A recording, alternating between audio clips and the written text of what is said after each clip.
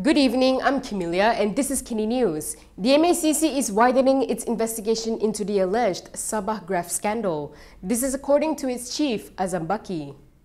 MACC has widened its investigation into the alleged corruption scandal involving Sabah's elected representatives. This came after a whistleblower claimed there was an attempt to bribe him.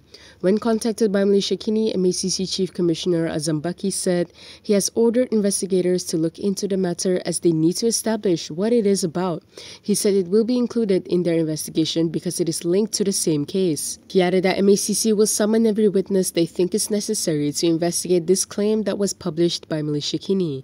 Azam said this when asked if MACC is looking into the whistleblower's latest allegation, where he claimed that several Sabah representatives had made an offer to reinstate the mineral exploration license for his company. The offer was allegedly to buy him off into changing his story and clearing the names of the elected representatives he had implicated in his previous media exposure. Mohamad Hasan said US President Donald Trump's Gaza plan is irrational and violates international charters and conventions. He said this in response to a question during the Dewan Rakyat sitting today. Foreign Minister Mohamad Hasan has condemned US President Donald Trump's plan to oust Palestinians from Gaza as an act that is beyond rational thought. Mohamad, popularly known as Tok Mat, told the Dewan Rakyat today that Trump's statement also contradicts all international conventions and treaties. He said this when asked by Payah Besar MP Shahar Abdullah for Malaysia's reaction to Trump, who announced his plan to take over the Gaza Strip and resettle Palestinians elsewhere. Kita tidak bersetuju dengan apa saja pelanggaran piagam bangsa-bangsa bersatu. Kita tidak bersetuju dengan pelanggaran hak asasi manusia, Geneva Convention ataupun yang sebagainya, ataupun treaty-treaty antarabangsa. Kita jelas pendirian ASEAN, Malaysia sebagai pengurusinya, kita menjelaskan bahawa ASEAN tidak bersetuju sama sekali dengan apa saja tindakan yang dilakukan yang jelas melanggar hak asasi manusia, melanggar piagam bangsa-bangsa bersatu, melanggar undang-undang antarabangsa. Jadi pengumuman untuk mengusir rakyat Palestin daripada Gaza, sebenarnya Gaza itu merupakan suatu perkara yang amat kita kesali. Apa yang disarankan, apa yang telah pun dikatakan itu adalah merupakan sesuatu yang di luar fikiran yang waras. Dan ia bertentangan sama sekali dengan segala convention, segala piagam dan segala treaty antarabangsa. Dan ini Malaysia memang menyatakan sekerah-kerahnya, dan sebagai pengurusi ASEAN, saya telah pun bersama-sama dengan rakan-rakan sejawat ASEAN bahawa kita tidak bersetuju dengan ini. DAP Youth has slammed PAS Youth over perceived double standards. This was after PAS Youth attacked them for opposing the controversial interfaith guidelines on Muslim participation in non-Islamic events. DAP Youth Chief Wu Kalyong has hit back at PAS Youth for what he described as double standards and inflammatory rhetoric over the issue of guidelines on Muslim participation in events at non-Islamic places of worship. This was in response to PAS Youth's condemnation of DAP Youth's opposition to the proposed guidelines. In a statement today, Wu denied that their call to maintain the status quo is deemed biadab, irresponsible, and interference in Islamic affairs and a challenge to Islam's position.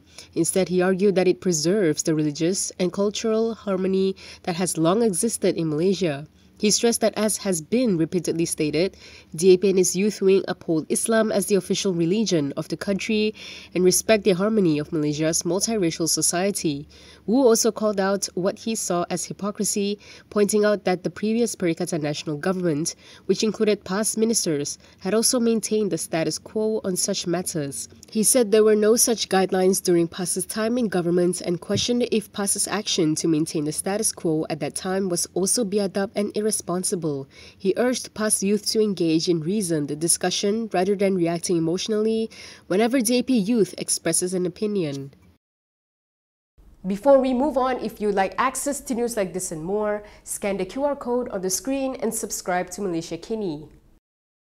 Still on the topic, MIC Deputy President M. Saravanan had some advice for the Religious Affairs Minister regarding his statement on the issue.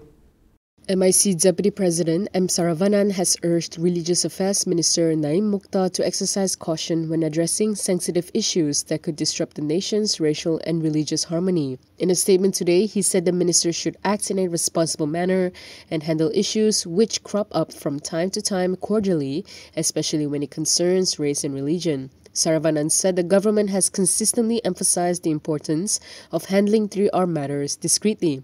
However, he claimed that what Naim seems to be doing is seeking political mileage by announcing something which is a mere proposal. Saravanan added that MIC is not politicizing this issue but expressing deep concern over the potential impact of these new guidelines, which could strain the strong bonds among Malaysia's diverse communities. He said this in response to Naim's announcement yesterday that event organizers at non-Muslim houses of worship may soon be required to seek approval from Islamic authorities before inviting Muslim leaders or individuals to attend festive celebrations, funerals, or any other gatherings on their premises. Naim had also said that the proposed new guidelines are still under discussions and urged all parties to refrain from creating misunderstandings or polemics on it. Dr. Mahathir Mohamad has filed an affidavit to oppose Zahid Hamidi's contempt of court bid against him. Here's more on that. Former Premier Dr. Mahathir Mohamad has filed an affidavit to oppose Deputy Prime Minister Ahmad Zahid Hamidi's contempt of court bid against him. Mahathir reportedly claimed that the contempt of court application against him by Ahmad Zahid Hamidi is malicious and an attempt to delay the trial of the former Premier's defamation suit against Zahid. In his affidavit to object against the committal bid, Mahathir pointed out that his press conference on December 5th last year did not amount to attacking the judiciary. He claimed that his words during the presser merely explained his court testimony against Zahid. On January 7th, the High Court granted leave to Zahid to commence the contempt proceedings. Meanwhile, Mahathir's defamation suit against Zahid was over the alleged existence of an identity card bearing the name Mahathir Anak Lelaki Iskandar Kuti. In his lawsuit, Mahathir claimed that Zahid's 2017 remark on the alleged IC was defamatory, as it was a political maneuver which was vicious, malicious, a bad bluff, and a lie. In his statement of defense, then Home Minister Zahid denied that his 2017 remark was malicious, slanderous, or harmed Mahathir's public reputation. A Perlis Fatwa Committee member has clarified that Zakir Naik had the Perlis Mufti's permission to give a ceramah in the state earlier this month. Preacher Zakir Naik gave a ceramah in Perlis recently after getting approval from the state mufti. This is despite a public speaking ban imposed on him in 2019. Speaking to Malaysiakini, Perlis Fatwa Committee member Rozaimi Ramli explained that the ceramah delivered by Zakir in Kangar recently had received approval from the Perlis mufti Asri Zainul Abidin.